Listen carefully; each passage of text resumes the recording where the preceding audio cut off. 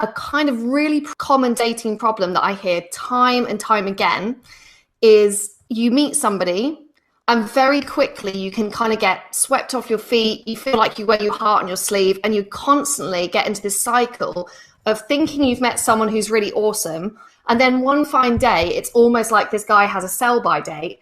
And then suddenly he's not so good anymore. He starts becoming unreliable. He becomes flaky. And you're thinking like, what happened to this amazing guy that I just met? And that whole process can actually feel really demotivating. It can stop you from really trusting yourself and knowing who is the right person to spend your valuable time looking out for and pursuing. It's not that men are intentionally trying to be deceptive. It's that actually they've got this whole different process that they go through.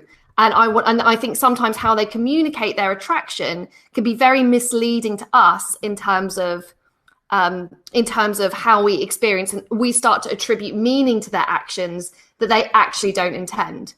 So I'm going to reveal and you'll know it's my work here because it is the world's worst graph, but it is, I think, a pretty accurate representation of how men and women can sometimes approach the whole dating process really differently. And because they approach the dating process differently, it can kind of mislead you as to what their intentions are. With men, here's what happens. As we can see, his line of interest starts way higher than ours does. I don't know if any of you know this, but when a man sees a woman, whether that's on or offline, that he's attracted to, he also has this secondary emotion that kicks in very strongly for him.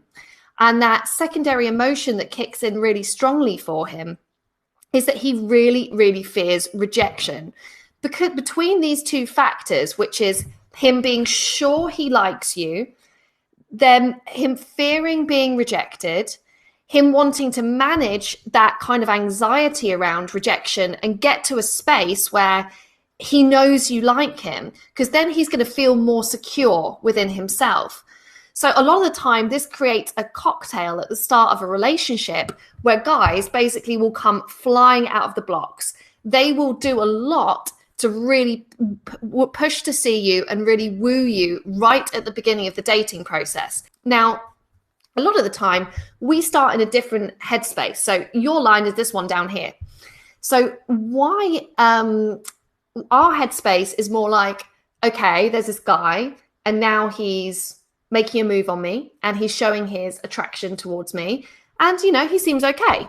So our starting point of how attracted we feel is usually less. And then what happens is you'll notice that as he really starts to put effort into wooing us, he's being very proactive at setting up dates. He seems like he's dying to see you all the time. He wants to see you multiple times in 1 week. He's always messaging you. What that then happens is our attraction grows because we're getting all of that validation. We finally have got that feeling of like, great, you know, this must be it, because he's giving you all of that attention. And we often misread all of that attention that he's giving us early on as an indicator that he has already chosen what kind of relationship he would like to have with us. So we feel like, brilliant, like he's obviously super into me and he's treating me like his girlfriend already. And so we allow ourselves to be carried along with that. And we attribute a lot of meaning to his actions. Where we get kind of misaligned as men and women is we think he has more of a plan than he has. And all that's happened is we have misread his initial push that he has from being attracted, from feeling a bit of anxiety around that rejection. We are reacting to we have taken that, and instead of knowing that that's what it is, we've thought that that is a clear signal of his intent, when in reality, he is still making his mind up about where he wants this relationship to go.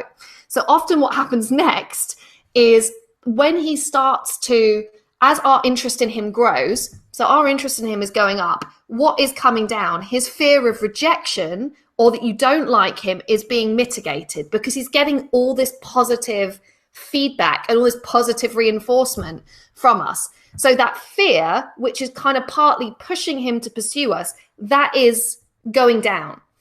And then what is actually going up is that we have probably started to develop expectations around where we expect this relationship to go, because we've got in a routine of messaging him a lot. We're enjoying hanging out with him. And because of that, we have inadvertently, really inadvertently allowed ourselves to believe that this relationship is something more than perhaps he sees it as. Because of that, suddenly he will wake up at some point around here and go, oh my gosh, you know, this woman, she's really awesome. I really like her. She's such a nice lady. But, you know, now I actually have to think about what this means. And it feels like she expects things of me. And now I feel a bit of pressure. And because of that, I'm going to kind of back away a bit. We need to slow our decision-making process down, because actually the qualities that really make an amazing partner or make someone the one are that they are an amazing communicator. They're very consistent. They are showing up for us in a way that's respectful. They put a lot of effort in, but it has to happen over months. And sometimes I think, again, like a big problem we have as women, which is not our fault, it's like it is society's fault.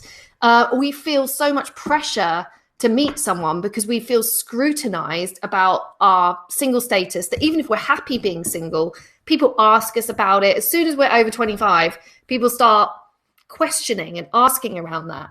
And because of that, it can, like, getting to commitment can feel like a bit of a monkey on our back. Like, we want to find someone who connects with us and we want to get that thing of commitment quickly. And because we feel that pressure, we want to decide fast about who is good for us in the dating process. And instead, you need to decide slowly.